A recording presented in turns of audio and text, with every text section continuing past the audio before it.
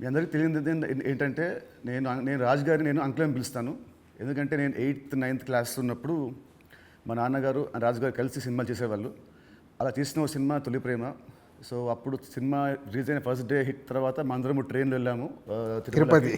అప్పుడు అక్కడ మా ఇద్దరు కొంచెం బాండ్ ఏర్పడింది. ఆ తర్వాత వచ్చాక నేను కాలేజ్ బంక్ కొట్టినప్పుడల్లా నేను ఇలాగే దొరికిపోతుండేవాడిని. ఒక ఇన్సిడెంట్ ఇంకా నాకు బాగా గుర్తుంది. సంజయ్ థియేటర్ బయట రోడ్లో మీరు ఇటు సైడ్ వస్తున్నారు కార్లో, నేను ఇటు సైడ్ ఒక బైక్లో వెళ్తున్నాను.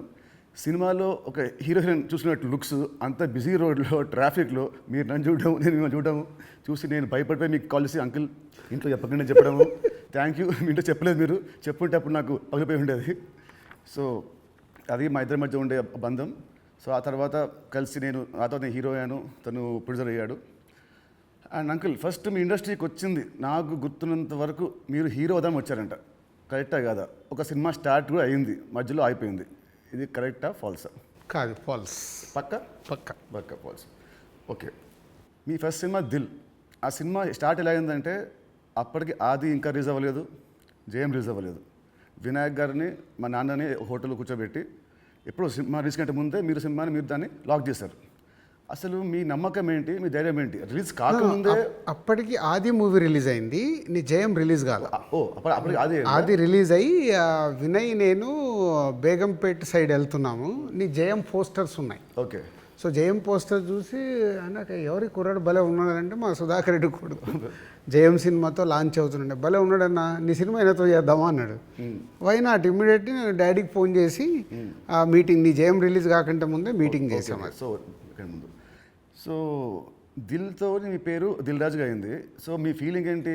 వినాయక్ గారు మేము మీకు ఇచ్చాం మా పేరు, లేదంటే మీ డబ్బులు పెట్టి మీరు మాకు హిట్ ఇచ్చారు కాబట్టి సొంత పేరు మీరు పెట్టుకున్నారా? అంటే జనాలు ఇచ్చారు అది. పోతే నీకు గుర్తుందో లేదో, ఆ దిల్ టైటిల్ మన దగ్గర లేకుంటే దిల్ పెడదామని నితిన్ అడిగినప్పుడు బూరుపల్లి శివరామకృష్ణ గారి దగ్గర ఆ టైటిల్ ఉంది. నేను వెళ్ళి అడిగి ఆ టైటిల్ తీసుకొచ్చాను, మాకు ఈ సినిమా బాగుంటుందండి అని. So thanks to Burupalli Sivaramakrishna గారు, ఆ టైటిల్ ఇవ్వడం వల్ల అది దిల్ రాజు అనేది బ్రాండ్ అయిపోయింది, ట్యాగ్ అయిపోయింది. సో ఇప్పుడు మీరు ఎస్విసితో పాటు లార్వేన్ ఏ company, Dil Raju productions, Dil Raju dreams, ఇలా మీ బయోపిక్ తగ్గట్టు కంటెంట్ని బాగా గట్టిగా చేస్తున్నారు. So next Dil Raju directs అని చూడొచ్చా? లేదు. ఎందుకు? ప్రస్తుతానికి లేదు. సినిమా మీకు కెమెరా తెలుసు, మీకు నాలెడ్జ్ ఉంది, ఎడిటింగ్ తెలుసు, అన్నీ తెలుసు, మీకు ఎందుకు తీయట్లేదు? సో నాకు డైరెక్షన్ చెయ్యాలని ఎప్పుడు ఆలోచన రాలేదు. యాక్చువల్ వివి వినాయక్ ఆ బొమ్మరిల్ అయిన తర్వాత నాకు సజెస్ట్ చేశాడు, అన్న నువ్వు డైరెక్షన్ చేసేయగలుగుతావు, చెయ్యు అని. లేదు వినయ్ అని, లేదు నేను చెప్తున్నా కదా విను, వివి రాజేంద్ర ప్రసాద్ గారు లేక నువ్వు డైరెక్షన్ చేయగలుగుతావు, నువ్వు చెయ్యు అని. బట్ ఎప్పుడు ఆ సైడ్ నాకు డైరెక్షన్ చేయాలని ఆలోచన కలగలేదు. సో మీ బయోపిక్ తీసే ఇప్పుడు మీకు ఏమైనా ప్లాన్స్ ఉన్నాయా? ఎప్పుడన్నా ఆఫ్టర్ 5 years 10 years? నా బయోపిక్ నేను తీయలేను కదా, ఎవరైనా తీస్తారేమో. సరే, ఎవరు తీస్తే దాంట్లో అంత ఉంటుందా, ఆ కంటెంట్ ఉంటుందా?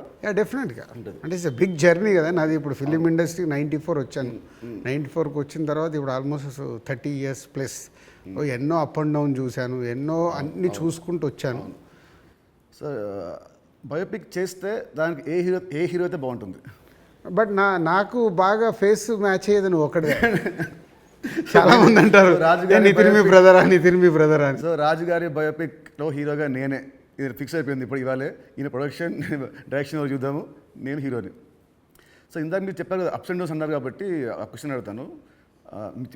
ఇండస్ట్రీ చాలా చూస్తే తెలుసు నాకు, బట్ మేజర్గా నాకు గుర్తుండి నేను ఇండస్ట్రీ వచ్చినప్పటి నుంచి మొన్న సంక్రాంతికి ఒక సినిమా మీ ఫైనాన్షియల్గా చాలా లాస్ అయింది. నెక్స్ట్ సినిమా ఇమ్మీడియట్ 3 days గ్యాప్లో అది మళ్ళీ అది వెళ్ళిపోయింది. ఈ మధ్యలో ఈ 3 రోజుల్లో మీ థాట్ ఏంటి?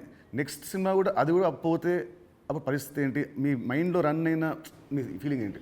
లేదు, అంటే నాకు ఇప్పుడు 10th సినిమా రిలీజ్ అయినప్పుడు నాకు అర్థమవుతుంది ఫైనాన్షియల్గా ఇది డ్యామేజ్ జరగబోతుంది. సో అటు డిస్ట్రిబ్యూటర్స్ అందరు కూడా లోలో ఉన్నారు. పోతే 14th రిలీజ్ అవుతున్న సినిమా షూర్ షాట్గా సూపర్ హిట్ అని చాలా గట్టి నమ్మకంతో ఉన్నాను. అంటే 90% నీకు తెలుసు, నేను ఎడిటింగ్ రూమ్లో చూసినప్పుడే నాకు చెప్పగలుగుతాను సినిమా వర్క్ అవుతుంది అవ్వట్లేదు. అట్లా సంక్రాంతికి వస్తున్నాం అనే సినిమా మీద ఐఎమ్ ఫుల్ కాన్ఫిడెంట్గా ఉన్నాను. సో ఆ 3 డేస్ అదే ఎనర్జీతో ఉన్నాను. ఎస్, నో ప్రాబ్లం, ఒకటి వస్తుంది, ఇది ఎంత డ్యామేజ్ అవుతుంది, అది ఎంత రికవర్ చేస్తారో నంబర్స్ తెలియదు, బట్ అది మ్యాజిక్ అనేది ఇట్స్ ఎ మిరాకిల్. బట్ ఆ పీరియడ్లో యూఆర్ కాన్ఫిడెంట్ మళ్ళీ ఇది అయిపోయింది మళ్ళీ నేను అంటే ఒక సినిమా రిలీజ్ ముందు నాకు మేబీ నా 6th సెన్స్ కావచ్చు, చూస్తున్న కంటెంట్ వల్ల కావచ్చు, చెప్పగలుగుతాను 90% మిస్ అవ్వను. సో దిల్ చేయడం వల్ల మీరు దిల్ రాజు అయ్యారు. బట్ నా దృష్టిలో మీరు బిల్ రాజు. ఎందుకు చెప్తాను. యాక్చువల్లీ చాలామంది ఆడియన్స్ కూడా చెప్పాలి ఇది. మామూలు చూస్తాను లాస్ట్ గత 1 year నుంచి మీ మీద వచ్చే నెగటివ్ ట్రోల్స్ కానీ ఇవన్నీ ఏవో వస్తుంటాయి కదా మామూలు ఆర్టికల్స్ అవి. 2005లో నేను సినిమా వేసాను, రామ్ సినిమా. అది రిలీజ్కి ఫైనాన్షియల్గా మేము చాలా అప్పుడు రిలీజ్కి మేము కొంచెం ఇబ్బందులు ఉండే. అండ్ అప్పుడు మాకు టర్మ్స్ అంతా బాగాలేవు టర్మ్స్ మనకు. అయినా మీరు వచ్చి ఆ రోజు నైట్ ఒక పెద్ద అమౌంట్కి మీరు సైన్ చేశారు. సో టర్మ్స్ బాగాలేనప్పుడే మీరు నాకు హెల్ప్ చేశారు. ఇలాంటివి మీరు చాలామంది హీరోస్కి, చాలా ప్రొడ్యూసర్స్కి, డైరెక్టర్స్కి మీరు చాలా హెల్ప్ చేస్తారు. ఇది నాకు తెలుసు. సో ఈ మధ్య వచ్చి మీరు ఒక సినిమా బొక్కేస్తారంటే అది నాకు I want clear to audience that ప్రతి సినిమా చిన్న పెద్ద లేకుండా అందరు హెల్ప్ చేసేవాడు మీరు. అండ్ దీంట్లో చాలా డబ్బులు మీకు చాలామంది మీకు వెనక్కి మీకు ఇచ్చారు లేరు కూడా నాకు తెలియదు. బట్ ఈ హెల్ప్ చేసిన ఇంతమంది మీరు కష్టాల్లో ఉన్నప్పుడు వీళ్ళు కూడా మీకు తిరిగి హెల్ప్ చేస్తారని అనుకుంటున్నారా? అంటే బేసిక్గా నా లైఫ్ స్టార్ట్ అయింది ఎక్కడ అంటే నితిన్, నా కాస్ట్యూమ్ కృష్ణ గారికి నేను చాలా స్టోరీలో చెప్పాను. అరుంధతి అనే సినిమా 36 lakhs కొంటే 2 lakhs నేను రిలీజ్ రోజు కట్టలేదు. తర్వాత తీసుకెళ్ళి ఆయన ఫోన్లు ఎత్తకుంటూ కూడా నేను పట్టుకొని వెళ్ళి 2 lakhs ఇచ్చి వచ్చాను. తర్వాత వారు నాకు పిలిచి పెళ్లి పందిరి చేసే వరకు వదిలిపెట్టలేదు. నిజంగా పెళ్లి పందిరి అనే సినిమా లేకుంటే ఐఎమ్ నాట్ దే, అసలు సినిమా ఇండస్ట్రీలో నేను లేను అనేది నేను గట్టిగా నమ్ముతాను. సో అంటే ఒక హానెస్ట్ అనేది ఒకటి ఎంత పని చేసిందో హెల్పింగ్ కూడా అంతే పని చేస్తుందని నేను నమ్ముతాను. నా లైఫ్లో ఇప్పుడు నువ్వు సంక్రాంతికి అడిగావు, ఇది రాకుంటే ఇది ఉండుంటే, అలాంటి ఒక 4-5 ఇన్సిడెంట్స్ ఉన్నాయి. అంటే నేను క్లోజ్ అయిపోయే ఇన్సిడెంట్స్. ఇప్పుడు అసలు సంక్రాంతికి వస్తున్నాము, రాకున్నా మాకేం కాదు, ఎందుకంటే ఆల్రెడీ ఎస్టాబ్లిష్ అయిపోయి ఉన్నాం. ఫైనాన్షియల్ డ్యామేజ్ వరకు 2 ప్రాపర్టీలు అమ్మేసి ముందుకు వెళ్ళిపోతాం, అది పెద్ద విషయం కాదు. కానీ నేను నార్మల్గా ఉన్నప్పుడు కూడా ఇలాంటి ఇన్సిడెంట్స్లోకి వెళ్ళి నేను దాటుకుంటూ వచ్చాను. అంటే అది ఎప్పుడు అదే నేను నమ్మేది, వెన్ వీఆర్ హెల్ప్కు మనం ముందుంటామో మన కష్టం వచ్చినప్పుడు భగవంతుడే తిరిగి ఇస్తాడని. అది నా లైఫ్లో 3-4 ఇన్సిడెంట్ నాకు సినిమా ఫీల్డ్లో జరిగాయి. దిల్ మీద చేసినప్పుడు ఆ రోజుల్లో ఇట్ వాజ్ ఆ రోజు సినిమాకి ఖర్చు మీరు బాగా పెట్టారు. ఆ రోజు బాగా పెట్టారు. అండ్ అందుకే అప్పటికి మన వినాయక్ గారికి ముందు సినిమా కూడా అంత ఆడలేదు, బట్ స్టిల్ మీరు ఖర్చు బాగా పెట్టారు. ఆ సినిమా హిట్ అయింది, దాంతో మీ లైఫ్ మారిపోయింది. ఇప్పుడు తమ్ముడు సినిమాకు ఒక రిఫరెన్స్ లేకుండా కూడా మీరు సినిమాని ఇంత ఖర్చు పెట్టారు. దీని మీద నమ్మకం, కథ మీద నమ్మకమా, డైరెక్టర్ మీద నమ్మకమా, ఆర్ ఈ తమ్ముడు సినిమా మీకేం తెస్తుంది? పేరు తెస్తుందా, డబ్బు తెస్తుందా? అంటే ఈ సినిమాకు బేసిక్గా నేను క్రెడిట్స్ ఇచ్చేది డైరెక్టర్కే. ఎందుకంటే ఎంసీఏ అండ్ వకీల్ సాబ్ తర్వాత ఆయన రాసుకున్న కథని ఇప్పుడు ఉన్న సినారియోలో అంటే ప్రేక్షకుల్ని థియేటర్కి తీసుకొచ్చి ఒక ఎక్స్పీరియన్స్ ఇవ్వాలని ఏదైతే చూశాడో, అందుకే నువ్వు కూడా షూటింగ్లో చూసినావు, ఆయన తీసుకుంటూ వెళ్తుంటే నేను ఎప్పుడు ఆపలా. ఒక డైరెక్టర్ ఏమో అడుగుతున్నాడు, ఎలా అచీవ్ చేయాలి, అది అచీవ్ చేయండి అని చెప్పా. అది అయిపోయిన తర్వాత నేను ఎప్పుడైతే యావిడ్ రూమ్లో సినిమా చూసుకున్నానో అప్పుడు నాకు అది ఎస్, వేణు అడిగింది ఇచ్చాను కాబట్టి ఆయన ఈ సినిమాని ఇవ్వగలుగుతున్నాడని. ఈవెన్ రాత్రి ఇప్పుడు నువ్వు ఒక భయంలో ఉన్నావు, ఎందుకంటే మనం లోలో ఉన్నప్పుడు చాలా భయంలో ఉంటాం. నేను అవన్నీ చూసేసాను. నైట్ నువ్వు నాకు ఫోన్ చేసి ఒక రీల్ చూసేసి ఒక ఎగ్జైట్మెంట్తో ఫోన్ చేసావు. ఎందుకు? అది ఇప్పుడు మనం చూస్తున్నాం, ఒక సినిమా ఇలా షేప్ అయింది, సౌండ్తో ఇలా చూసినప్పుడు ఇలా ఉంది, ఒకటి ఉంటుంది కదా, అదే ఎగ్జైట్మెంట్. అదే నన్ను తమ్ముడికి ఎంతైనా ఆలోచించకుండా డైరెక్టర్ అడిగినట్టు చేయమని చెప్పాను. అండ్ దిల్ అప్పుడు కానీ లేదా మన లాస్ట్ సినిమా శ్రీనివాస్ కళ్యాణ్ కానీ మీరు షూటింగ్కి మీరు ఆల్మోస్ట్ ఎవ్రీడే వచ్చేవారు. ఈ సినిమాకి మీరు ఉట్టి 2 సార్లు వచ్చారు, అది కూడా గంట సేపు. ఎందుకు? డైరెక్టర్ మీద నమ్మకమా, లేదా మీరు బిజీగా ఉండి మీరు మా సినిమాని మీరు పట్టించుకోలేదా? అంటే 2 things. ఇప్పుడు అనిల్ రావిపూడి కానీ, వంశీ పైడిపల్లి కానీ, అలాగే ఇప్పుడు శ్రీరామ్ వేణు కానీ, అంటే నాతో వాళ్ళందరికీ big journey, number of movies చేస్తున్నాం. అంటే వాళ్ళ వేవ్ లెంత్ ఏంటో నాకు తెలుసు. సో తెలిసినప్పుడు నేను వాళ్ళ దాంట్లో నేను ఇంటర్ఫియర్ కాను. సో నాకు కథ దగ్గర అనిపించింది చెప్తాను, ఎడిటింగ్ రూమ్లో అనిపించిందే చెప్తాను. నాకు ఇలా అనిపిస్తుంది, మీరు చూసుకోండి, ఇలా చెయ్యండి అని నేను చెప్పను వాళ్ళకు. ఎందుకంటే వాళ్ళకి నాకు క్వశ్చన్ వేస్తే దే విల్ అండర్స్టూడ్, అంటే నేను ఏం ఫీల్ అవుతున్నాను ప్రేక్షకుల్లాగాని. కొంతమంది దర్శకులతో ఇలా నాకు సింక్ అవుతుంది, అలా సింక్ అయిన వాళ్ళే వీళ్ళు. అందుకే వీళ్ళతో నంబర్ ఆఫ్ సినిమాలు చేసినా వాళ్ళు అది అవుట్పుట్ తెచ్చుకోవడానికి వాళ్ళే ఎక్కువ కష్టపడతారు, ఎందుకంటే వాళ్ళకు రిజల్ట్ కావాల్సిందే కదా. సో నేను ఇప్పుడు శ్రీనివాస కళ్యాణం ఉంది, ఇప్పుడు శతమానం భవ తర్వాత శ్రీనివాస కళ్యాణం చేస్తున్నాను కాబట్టి ఫుల్ టైం సో అక్కడే ఉండి ఎలా తీయాలి ఏంటి, సో ఏదైనా తప్పు జరుగుతుంటే కూడా సతీష్కు చెప్పి కరెక్ట్ చేయడం. సో అది నా ప్రాసెస్, ఏ సినిమాకు ఉండాలి ఏ సినిమాకు ఉండకూడదని నేను ముందే ఫిక్స్ అవుతాను. సో తమ్ముడు అనేది దిల్ రాజు సినిమానా లేదంటే వేణుశ్రీరామ్ సినిమా? వేణుశ్రీరామ్ సినిమా 100% No మొత్తం doubt. Inter credit. సో ఇంకోటి ఇప్పుడు మామూలుగా మిమ్మల్ని ఏం అడుగుతారు, ఇప్పుడున్న దిల్ రాజు పాత దిల్ రాజుకి ఏం చెప్తాడని అందరూ అడుగుతారు. నేను అడిగేదంటే అప్పుడున్న ఓన్లీ రాజు ఇప్పుడున్న దిల్ రాజుకి ఏం చెప్తాడు? అది 22 years జర్నీ. అంటే అంటే సినిమా అంటే దిల్లు సినిమా నీకు మనకు అండర్ ప్రొడక్షన్లో ఉన్నప్పుడు షూట్ జరుగుతున్నప్పుడు నీకు దుబాయ్లో సాంగ్ చేస్తుంటే సడన్గా బైక్ స్కిడ్ అయ్యి నీ కాలు పైన పడింది. కాలు పైన పడితే మధ్యాహ్నంకి వెళ్ళి షూటింగ్ ఆపేసాం. అది నాకు ఫస్ట్ ఫిలిం. షూటింగ్ ఆపేసిన తర్వాత చిన్న నీకు ఎయిర్లైన్ ఫ్రాక్చర్. వినాయక్ ఇక్కడ ఉన్నాడు, నెక్స్ట్ ఠాగూర్ సినిమాలో బిజీగా ఉన్నాడు. అన్న మీరు వెళ్ళి సాంగ్స్ తీసుకొని రండి అన్నాడు. నీకు ఎయిర్లైన్ ఫ్రాక్చర్ అయ్యి మన హోటల్కి వెళ్ళిన తర్వాత ఇంకా మనం నెక్స్ట్ డే షూటింగ్ చేయడానికి స్కోప్ లేదు, ప్యాకప్, అందరు రిటర్న్ వెళ్ళిపోవాలి. సో అప్పుడు లక్ష్మణ్ అంకులు శిరీష్ అంకులు టెన్షన్లో ఉన్నారు, నేనేమో వెళ్ళిపోయి పడుకున్నాను. పడుకొని 4 o'clock లేసేసి శంకర్ మాస్టర్ డోర్ కొట్టి, మాస్టర్ రేపు నైట్ వెళ్ళిపోవాలి, నీకు ఇప్పుడు 2 పాటలలో ఏమేమి బ్యాలెన్స్ ఉన్నాయో ఒక్కసారి లిస్ట్ రాయని 6 గంటల వరకు కూర్చొని ఆయనతో రాపిచ్చి, ఇవి నితిన్ కాలు కింద పెట్టకుండా నువ్వు ఎలా మేనేజ్ చేయగలుగుతావు అంటే శంకరు నేను మళ్ళీ డిఓపిని పిలుచుకొని మేము కూర్చొని డిజైన్ చేసాం.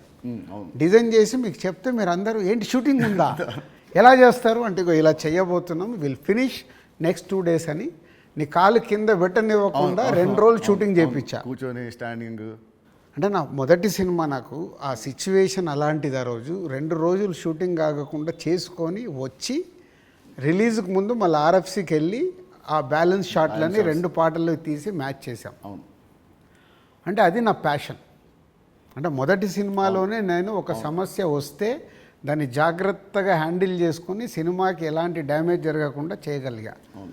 అదే మామూలు రాజు నుంచి దిల్ రాజుగా షిఫ్ట్ అవ్వడం. అంటే నాట్ ఓన్లీ దిల్, ఇలాంటి సో మెనీ ఫిలిమ్స్కి సో మెనీ ఎప్పుడు వస్తూనే ఉంటాయి. అవన్నిటిని జాగ్రత్తగా హ్యాండిల్ చేసుకుంటే 58 సినిమాలకు రీచ్ అయ్యాను.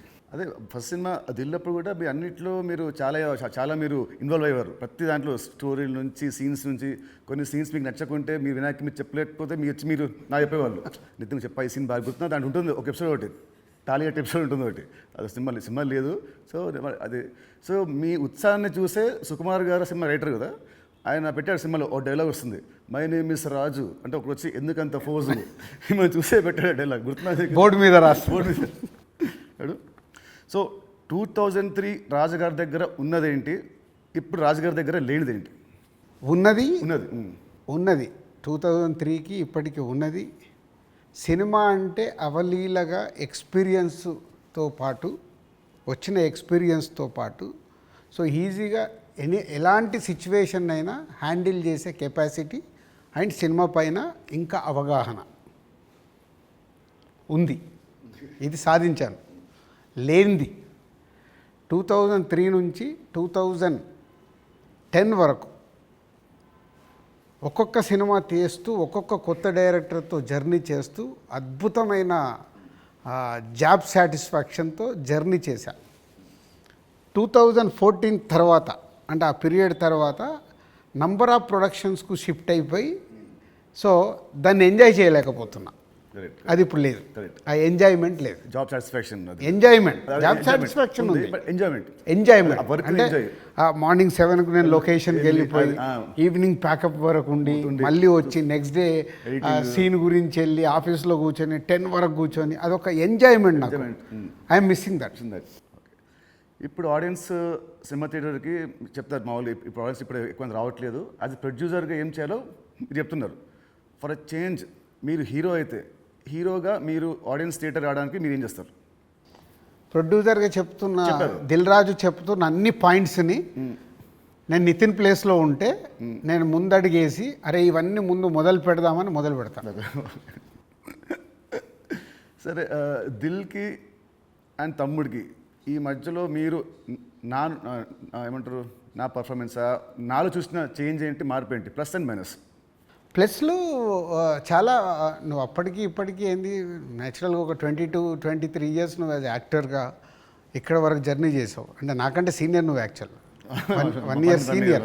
నేను 2003లో ప్రొడ్యూసర్ని అయ్యా, నువ్వు 2002లోనే హీరో అయ్యావు. అంటే నాకంటే 1 ఇయర్ సీనియర్. సో నీకున్నది ఆ ఎక్స్పీరియన్స్ వచ్చింది ప్లస్. సో ఆ ఎక్స్పీరియన్స్తో నేను ఎలా హ్యాండిల్ చేస్తున్నానో థింగ్స్ని హ్యాండిల్ చేయగల కెపాసిటీ వచ్చింది, మేనేజ్ చేయగలిగే కెపాసిటీ లేనిది. అంటే 23 సంవత్సరాలలో నువ్వు అంటే ఇప్పుడు ఒక దిల్ రాజుగా నేను నీకంటే జూనియర్ని 1 ఇయర్ని సాధించుకుంటూ ఒక టాప్లోకి వచ్చా. నితిన్ని నేను అలా ఊహించా. నేను దిల్ సినిమా చేస్తున్నప్పుడు, ఆర్య సినిమా చేస్తున్నప్పుడు బన్నీని, దిల్ సినిమా చేస్తున్నప్పుడు నిన్ను, అంటే వీళ్ళు నాకు ఫ్యూచర్ స్టార్స్ అని ఊహించా. కానీ నువ్వు ఆ మార్క్ అచీవ్ చేయలేకపోయావు, నువ్వు కోల్పోయింది అదే అనేది నా ఫీలింగ్. ఇప్పుడు తమ్ముడితో నాకు మళ్ళీ వస్తుందనుకుంటారా ఆ పూర్వ వైభవం? తమ్ముడితో సక్సెస్ఫుల్ హీరోగా వస్తావు, కానీ ఇది సరిపోదు. ఎల్లమ్మతో కొట్టాలి. సో దిల్కి సీక్వెల్ చేసే ప్లాన్ ఏమైనా ఉందా? ఎందుకంటే అదొక మంచి బ్రాండ్ వాల్యూ. మళ్ళీ వినాయక్ గారితో నాతోని దిల్ పార్ట్ 2 అంటే అప్పుడు ఫాదర్ క్యారెక్టర్ నువ్వు వేయాలి, కొడుకు క్యారెక్టర్ నువ్వు వేయాలి. ఉంది కదా, ఇలాగ సినిమాలో ఉంది కదా, ఇచ్చాం కదా మనం లీడ్. కరెక్టే, సినిమాలో మనకు లీడ్ ఉంది. సినిమా లీడ్ ఉంటుంది, అది వేసుకొని లాస్ట్ సీన్ అదే ఉంటుంది. ప్రకాష్ రాజ్ గారిది ఫోటో మీదకి వెళ్ళి రివీల్ చేస్తే అలా చేయాలి. అప్పుడు 1 వర్డ్ ఆన్సర్స్ కావాలి. 1 వర్డ్ ఆర్ 2 వర్డ్స్, మీ ఇష్టం. 1-2 వర్డ్స్ ఆన్సర్స్. మీకు చెప్తాను కొన్ని పేరు వినగానే మీకు వచ్చే ఫస్ట్ మీ థాట్స్. పవన్ కళ్యాణ్ గారు is my star. Mahesh Babu గారు. మహేష్ గారు మా ఇద్దరికి ఒక తెలువని అండర్లింక్ ఉంటుంది. ప్రభాస్ గారు ఈజ్ మై డార్లింగ్. ఎన్టీఆర్ గారు మై నాన్న. నాన్న అని పిలుస్తాను నేను. ఓ అదేంటి ఆ లింక్ ఏంటి? అది అప్పుడు తారక్తో డిస్ట్రిబ్యూటర్గా ఉన్నప్పుడు క్లోజ్నెస్ ఉండి బృందావనం చేస్తున్నప్పుడు అప్పటికి కొడాలి నానిగారు వీళ్ళందరూ తారక్తో ఉండేవాళ్ళు. వాళ్ళందరూ నాన్న నాన్న అని పిలిస్తే నాకు అది ముద్దుగా అనిపించేది. అంటే నాకు ఈ అవకాశం ఉంది కదా అని అప్పటి నుంచి నేను కంటిన్యూ. తారక్ నన్ను అన్న అంటాడు, నేను నాన్న అంటాడు. బాగుంది. చరణ్ గారు హిజ్ మెగాస్టార్ సన్. సో ఒక సినిమా అంటే ప్యాషన్గా మెగాస్టార్ సన్ అయినా ఎదుగుతూ వచ్చిన is star hero. Allu Arjun గారు. Bunny is my brother. Next Sirish Reddy గారు. శిరీష్ అందరికీ తెలిసింది మై బ్రదర్. పోతే మా ఇద్దరికి సినిమా దాంట్లో ఎప్పుడు ఒక కాన్ఫ్లిక్ట్లో ఉంటాం. అవునా? ఓకే. అంటే ఆలోచన విధానంలో కాన్ఫ్లిక్ట్గా మాట్లాడుతుంటాం, బట్ కన్క్లూడ్ చేస్తాం. రిజల్ట్ ఉంటుంది మాకు. About Venu Sriram. Venu is my boy. Thammudu సినిమాని 3 ముక్కలో చెప్పాలంటే తమ్ముడు, what is Thammudu for you? Nithiin నాకు తమ్ముడు, వేణు నా తమ్ముడు. తమ్ముడు సినిమా మీకు పేరు తెస్తుందా, మీకు డబ్బు తెస్తుందా? ఫస్ట్ పేరు తెస్తుంది, తర్వాత నేను పెట్టిన డబ్బు తెస్తుంది, ఇంకా అద్భుతాలు జరిగితే లాభాలు తెస్తుంది. సో July 4th సినిమా వస్తుంది తమ్ముడు. సో ఆడియన్స్కి మీరేం చెప్తారు? ఎస్, అన్ని ఇంటర్వ్యూలలో చెప్తున్నట్టే. సో ఈ సినిమా, ప్రతి సినిమా అందరికీ ఇంపార్టెంటే. ఈ సినిమా వేణు శ్రీరామ్, సో ఎంసీఏ వకీల్ సాబ్ తర్వాత బెస్ట్ సినిమా, ఆడియన్స్కి ఒక ఎక్స్పీరియన్స్ సినిమా ఇవ్వాలని చాలా కష్టపడి అవుట్పుట్ ఒక రేపు ఎక్స్పీరియన్స్ ఇవ్వబోతున్నాడు అవుట్పుట్తో. సో అది నో డౌట్. సో దిల్ రాజుగా నాకు సంక్రాంతికి వస్తున్నాం ఒక బ్లాక్ బస్టర్ అయితే, దాని తర్వాత మా బ్యానర్ నుంచి వస్తున్న వెంకటేశ్వర క్రియేషన్ నుంచి వస్తున్న ఒక మంచి సినిమాతో దిల్ రాజు మీ ముందుకు తీసుకొస్తున్నాడు ఈ సినిమాని. ఇది నాకు సక్సెస్తో పాటు ఒక ఎనర్జీని ఇస్తుంది. బట్ నితిన్కి ఇది సక్సెస్ చాలా అవసరం. సో ప్రాపర్గా సినిమాని మీకు నచ్చే విధంగా రెడీ చేసి మీకు తీసుకొస్తున్నాం. July 4th మీరు థియేటర్కి రండి, ఫ్యామిలీస్తో వచ్చి మీరు ఎంజాయ్ చేస్తారు సినిమా, అది నా ప్రామిస్. ఎంజాయ్ చేసిన సినిమాని బయటికి వెళ్ళిన తర్వాత మీరే చెప్తారు ఒక వావ్, అంటే నితిన్కి ఒక కొత్త సినిమా, కొత్త అప్రోచ్. ట్రైలర్ కంటే ముందు తమ్ముడు వేరు, ట్రైలర్ వచ్చిన తర్వాత నితిన్తో ఇలా తీశారు ఆ సినిమా అన్నారు. అది ఫస్ట్ పాయింట్. అలాగే తమ్ముడు అని టైటిల్ పెట్టుకొని ఏ సర్టిఫికేట్ తీసుకున్న దిల్ రాజు. సో ఇది సెకండ్ పాయింట్. అంటే థియేటర్ ఎక్స్పీరియన్స్ కోసం కాంప్రమైజ్ అవ్వకుండా ఏ సర్టిఫికేట్ కూడా తీసుకున్నాము. యూఏ సెన్సార్ వాళ్ళు కొంచెం లెంత్ తగ్గించుకొని యూఏ తీసుకోండి అన్న కానీ ఏ సర్టిఫికేట్ తీసుకోవడానికి థియేటర్లో ఎక్స్పీరియన్స్ మిస్ అవ్వకూడదు. ఏదైతే డైరెక్టర్ అనుకున్నాడో, నితిన్ ద్వారా ఏదైతే మీకు అందివ్వాలనుకున్నాడో, నితిన్ చుట్టూ ఒక 5 ఉమెన్ని పెట్టి ఒక కాన్సెప్ట్ ఫిలింగా 80% ఆఫ్ ద ఫిలిం మీకు ఫారెస్ట్లో ఉంటుంది. ఇది 24 అవర్స్లో జరిగే కథ. ఒక ఎక్స్పీరియన్స్ మట్టుకు డెఫినెట్గా ఈ సినిమాతో పొందుతారు. Please come and watch in theatres from July 4th. తమ్ముడు సినిమా ఉంది. తమ్ముడు సినిమా రిలీజ్ కాకముందే మీరు నాకు వెళ్ళమ్మా అనే ఒక కథ వినిపించారు. మామూలు ఇండస్ట్రీలో ఉంటుంది, ఈ సినిమా హిట్ అయితే నెక్స్ట్ సినిమా చేస్తాము అని ఉంటుంది. మీకు ఏంటి మళ్ళీ మీ మైండ్ సెట్ ఈ సినిమా రిజల్ట్తో సంబంధం లేకుండా నాతో నెక్స్ట్ సినిమా చేస్తున్నారు, ఇమీడియట్ సినిమా? సేమ్ నాకు సుబ్రహ్మణ్యం ఫర్ సేల్ జరుగుతుంది తేజుతో. అనిల్ రావిపూడి పటాస్ రిలీజ్ అయింది. పిలిచి అనిల్ని సినిమా చేస్తా అన్నప్పుడు సుబ్రహ్మణ్యం ఫర్ సేల్లో ఒక సాంగ్ చూపించి ఈ హీరోతో సినిమా చేద్దామని చెప్పా. అప్పటికే పిల్ల నువ్వు లేని జీవితం చేశాం గీత వాళ్ళతో కలిపి. సో సుబ్రహ్మణ్యం ఫర్ సేల్ సినిమా హిట్ అవ్వబోతుందని నాకు అర్థమైంది. నాకు అర్థమై వైనాట్ అంటే పటాస్ పెద్ద హిట్ అయింది. సుబ్రహ్మణ్యం ఫర్ సేల్ హిట్ అయినప్పుడు వాళ్ళిద్దరు కలిస్తే సుప్రీం అయింది. ఓకే. సో ఇది అలాగే తమ్ముడుతో నితిన్కు మళ్ళీ సక్సెస్ వస్తుంది. బలగంతో ఆల్రెడీ వేణు సక్సెస్ కొట్టాడు. వీళ్ళిద్దరు కలిస్తే ఎల్లమ్మ అద్భుతంగా ఉంటుందని నా విజన్. ఓకే, మీ విజయం మనస్ఫూర్తిగా అవ్వాలని కోరుకుంటున్నాను. Thank you uncle, thank you so much. Thank you.